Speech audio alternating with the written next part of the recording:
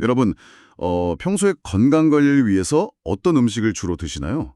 아마 매일 아침 따뜻한 현미밥이나 통밀빵 같은 거 챙겨 드실 거고요. 네, 그렇죠. 신선한 녹황색 채소 샐러드도 많이들 드시잖아요. 맞아요. 내 몸을 위해서, 그러니까 더 오래 건강하게 살기 위해서 가장 기본적이고 훌륭한 선택을 하고 있다고 믿으면서요. 당연히 그렇게 생각하죠. 저도 그렇거든요. 그런데 만약에 말이죠.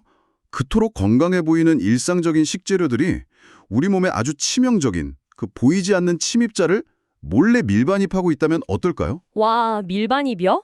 단어 선택이 무시무시하네요. 심지어 이게 한 번 우리 몸에 들어오면 무려 수십 년 동안 빠져나가지 않고 아주 은밀하게 뼈와 신장을 갉아먹는 독성물질이라면 말이죠. 우리가 건강의 기본이라고 굳게 믿었던 땅에서 자란 농작물들이 오히려 우리의 건강을 위협하는 가장 큰 매개체가 될 수 있다는 사실. 이게 참 역설적이고 섬뜩하게 다가옵니다. 네, 정말 그렇습니다. 최근에 프랑스를 비롯한 여러 국가에서 이 문제가 굉장히 심각하게 보고되고 있는데요. 이게 결코 지구 반대편의 먼 나라 이야기가 아닙니다. 그래서 오늘 저희가 들여다볼 이 심층 탐구 자료가 정말 시급하고 또 중요한 것 같습니다. 네. 오늘 다룰 텍스트가 바로 그거죠. 맞습니다. 오늘 저희가 분석할 자료는 김영래 편집장이 2020년 4월 16일에 발표한 칼럼입니다. 제목이 아침마다 지혜 326호 산업화의 그늘 카드뮴 전통적 식단의 지혜로 극복해야 한다. 인데요. 그 보이지 않는 침입자의 정체가 바로 중금속인 카드뮴이었군요. 네, 그렇습니다. 오늘 이 칼럼을 바탕으로 식탁 위 중금속 오염의 실태랑 원인, 그리고 해결책까지 싹 다 종합적으로 파헤쳐 볼 텐데요. 저는 이 칼럼 읽으면서 가장 먼저 든 의문이 있었어요. 어떤 부분이죠? 카드뮴이 몸에 나쁘다는 건 누구나 다 알잖아요. 그런데 도대체 우리 몸속에서 구체적으로 어떤 짓을 하길래 수십 년 동안이나 몸 밖으로 빠져나가지 않는 걸까요? 그 원리를 이해하려면 우선 이 카드뮴이라는 중금속이 우리 몸을 어떻게 속이는지 그 위장술부터 알아야 합니다. 몸을 속인다고요? 네.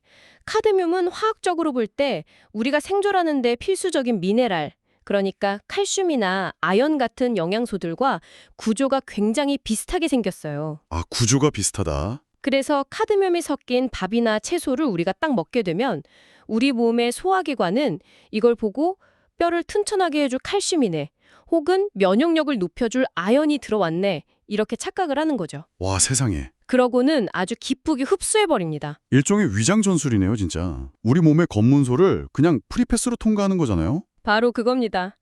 그렇게 혈액을 타고 들어간 카드뮴은 원래 칼슘이 가야 할 뼈로 쏙 침투하거나 아니면 혈액을 걸러내는 필터 역할을 하는 신장에 차곡차곡 쌓이게 돼요. 뼈랑 신장에 쌓인다. 듣기만 해도 끔찍한데요. 더 큰 문제는 우리 몸이 뒤늦게 아차, 이거 칼슘이 아니구나 하고 깨달아도 소용이 없다는 거예요.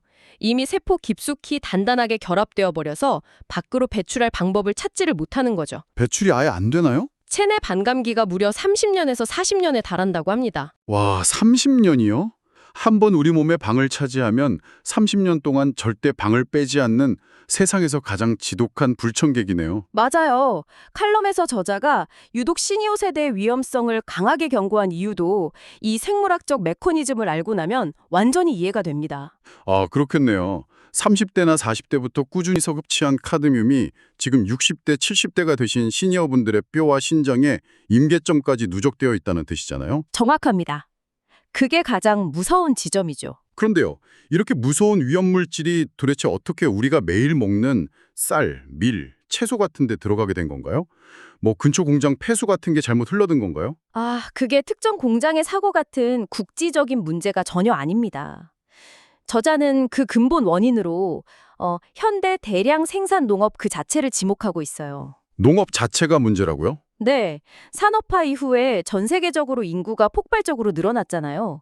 그 많은 사람들을 먹여 살리기 위해서 농업의 가장 큰 지상과제는 단위 면적당 수확량의 극대화가 될 수밖에 없었죠. 그렇죠. 좁은 땅에서 많이 거둬야 하니까요. 그 기적 같은 수확량을 가능하게 만들어준 핵심 마법, 그게 바로 인산염 비료였습니다. 아, 비료. 인산염 비료를 뿌리면 수확량이 확 늘어나나요? 네, 이 비료를 뿌리면 식물이 정말 폭발적으로 성장하거든요. 그럼 그 인산염 비료 자체가 문제인 건가요? 비료의 원료가 되는 인광석이라는 광물이 문제의 핵심입니다. 이 자연 상태의 인광석에는 필수적으로 카드뮴 같은 중금속이 불순물로 섞여 있거든요. 원래 자연적으로 섞여 있는 거군요. 네, 물론 이론적으로는 화학 공정을 거쳐서 인광석에서 카드뮴만 완벽하게 싹 걸러내고 순수한 비료를 만들 수 있습니다. 아, 걸러낼 수 있군요. 그럼 걸러내면 되잖아요. 그런데 그 정제 과정을 꼼꼼히 거치게 되면 비료 생산에 들어가는 시간과 비용이 천문학적으로 뛰어오릅니다. 결국 또 돈 문제군요. 맞습니다. 결국 효율성과 속도를 선택한 현대 농업 시스템은 카드뮴이 그대로 포함된 비료를 전 세계의 토양에 수십 년간 쏟아부은 거죠. 세상에.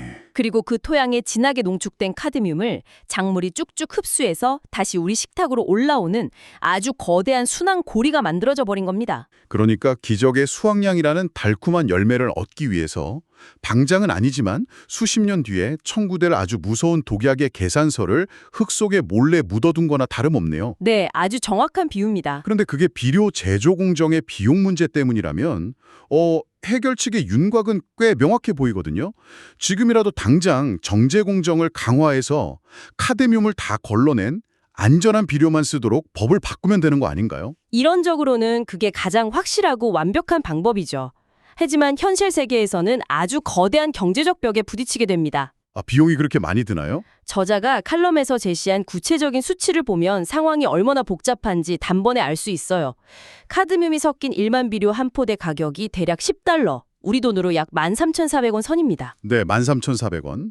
반면에 정제 공정을 다 거쳐서 카드뮴 걱정이 없는 유기농 인증 비료는 $15, 약 21,100원 정도 하죠. 잠깐만요. $10에서 $15면 이게 비료값이 무려 50%나 꽁충 상승하는 건데요. 네, 딱 절반이 더 오르는 거죠. 서재에 앉아서 클럼을 읽는 우리 같은 소비자 입장에서는 그깟 몇천 원 더 내고 안전한 거 쓰지라고 쉽게 말할 수 있겠지만요. 마진율이 엄청 빡빡한 농가 입장에서는 생산 원가가 50%나 폭등한다는 건 사실상 파산 선고나 다름없는 거잖아요. 그렇죠. 농사에 비료가 한두 포대 들어가는 것도 아니고요. 당장 농산물 가격이 미친 듯이 오를 텐데 저자는 이 거대한 비용 상승을 너무 쉽게 대의를 위한 필수 비용 이렇게 치부해버리는 거 아닌가요? 그 50%의 가격 상승이 바로 전 세계 정부가 이 비료 규제를 쉽게 건드리지 못하는 아주 핵심적인 이유입니다. 밥상 물가가 폭등하면 곧장 엄청난 정치적 위기로 이어지니까요. 당연하죠. 먹고 사는 문제니까요. 하지만 저자는 바로 이 지점에서 철저하게 국가의 존재의의와 책임을 강하게 묻습니다.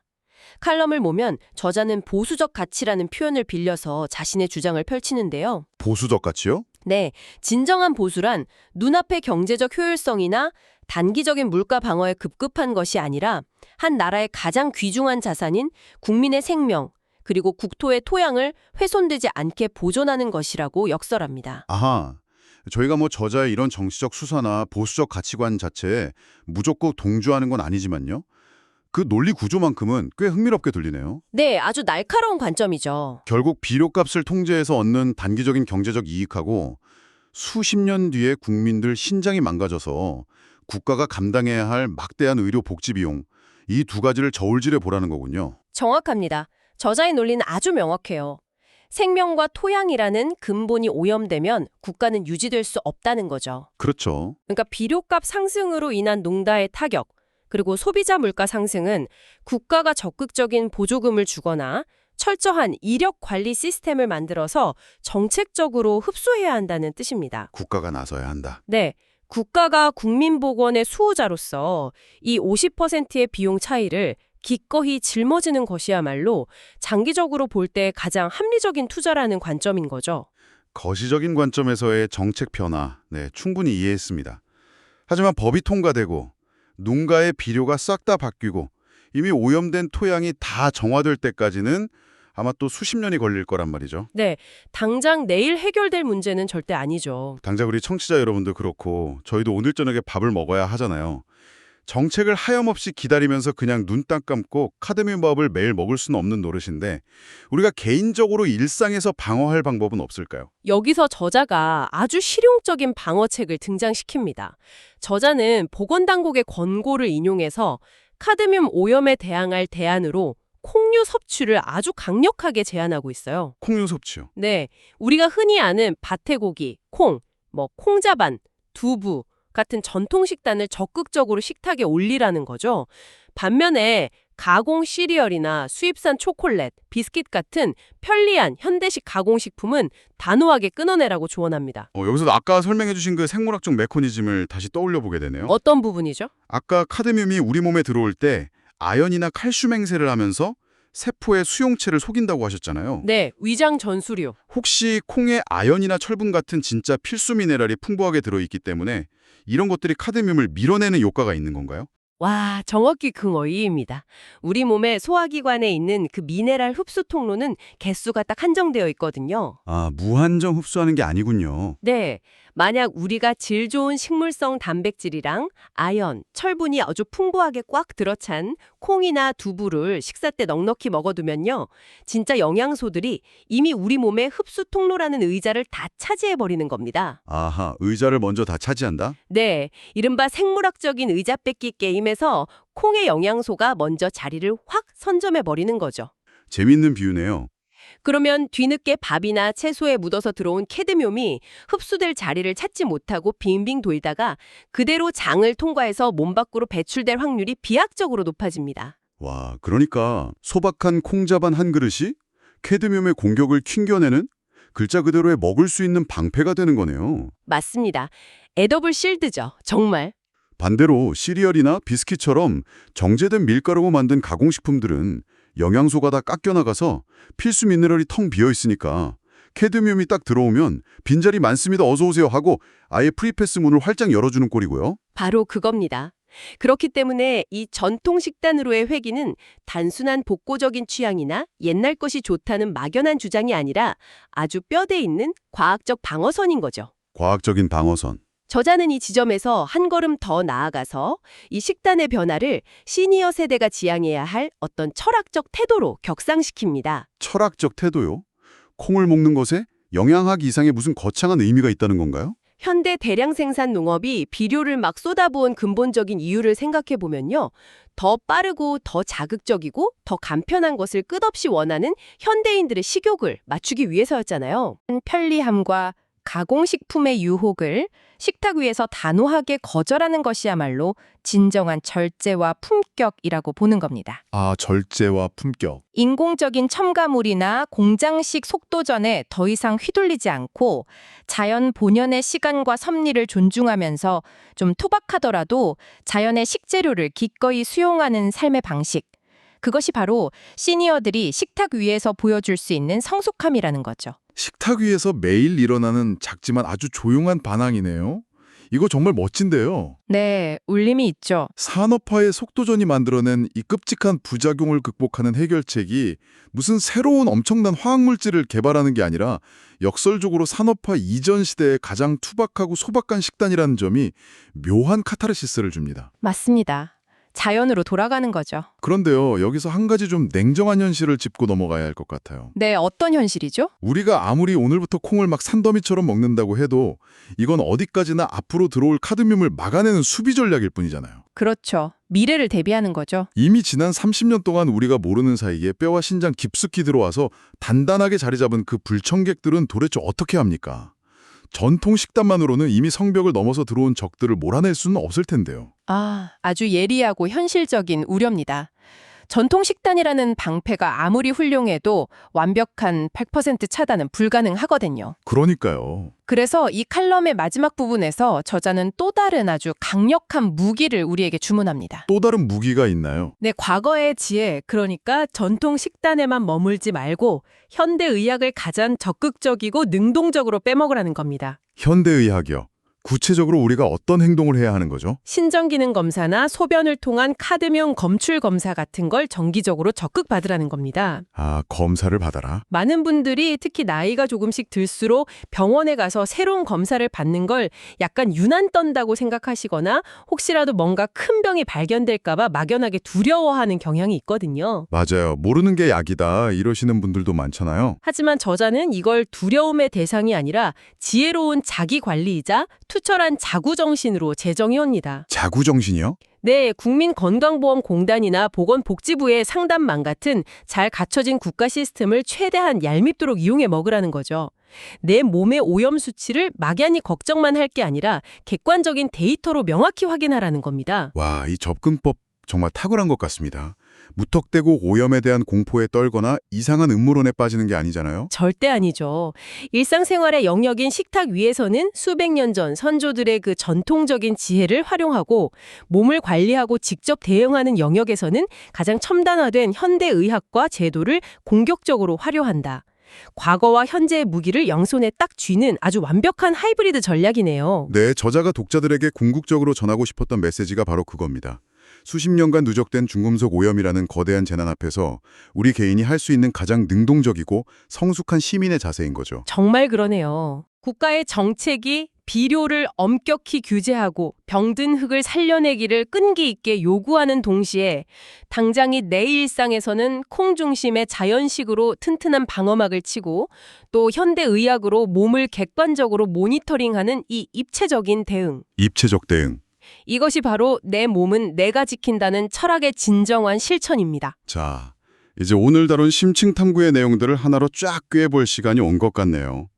우리는 인류를 배불리 먹이려던 그 고마운 인산염 비료가 어떻게 생산 공정의 효율성이라는 명목하에 카드뮴을 걸러내지 않고 전 세계 토양에 마구 뿌려졌는지 그 안타까운 메커니즘을 확인했습니다. 네, 참 씁쓸한 현실이었죠. 그리고 우리 몸이 그 독성 카드뮴을 필수 미네랄로 착각해서 뼈와 신장에 가두어버리는 생물학적 비극도 살펴봤고요. 네, 이 거대한 악순환의 고리를 끊어내기 위해서 저자는 비료 가격이 50%나 상승하는 엄청난 부담을 감수하더라도 국가가 아주 적극적으로 시장에 개입해야 한다고 논리적으로 주장했습니다. 국민의 생명과 토양을 지키는 책임 있는 모습을 보여야 한다는 거였죠. 맞습니다.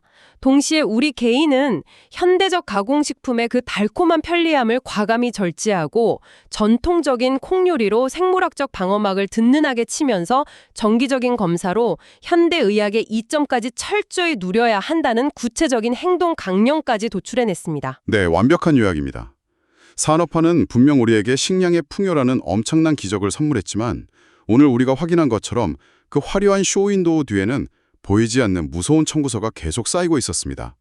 청취자 여러분, 오늘부터 여러분이 마트에서 집어드는 그 흔한 식재료들을 조금은 다른 눈으로 보시게 될 것 같습니다. 당장 오늘 저녁 식탁부터 풍경이 좀 달라지겠는데요? 그러니까요. 오늘 탐구를 마무리하면서 여러분께 이런 약간 도발적인 질문을 하나 남겨두고 싶습니다. 효율과 대량 생산이 만들어낸 이 극도로 발전된 식량 시스템의 부작용을 피하는 가장 확실한 방법이 결국 우리 선조들이 묵묵히 먹어왔던 투박한 콩자반과 제철 과일로 돌아가는 것이라면요? 네. 어쩌면 머지않은 미래의 어느 날엔 온갖 첨단 공정을 거쳐서 연구실에서 완벽하게 조합된 화려한 가공식품들이 오히려 싸구려 취급을 받게 될지도 모릅니다. 그리고 비료 하나 없이 깨끗한 흙에서 자연의 속도대로 구불구불하게 자라난 가장 단순하고 볼품없는 자연의 채소야말로 세상에서 가장 구하기 힘든 최고급 사치품이 되어버리는 건 아닐까요? 충분히 가능한 시나리오네요. 오늘 저녁 여러분의 밥상에 올라온 소박한 두부 한 모를 보면서 이 아이러니한 미래에 대해 한 번쯤 고민해 보시길 바랍니다. 오늘 심층 탐구는 여기까지입니다. 함께해 주셔서 감사합니다.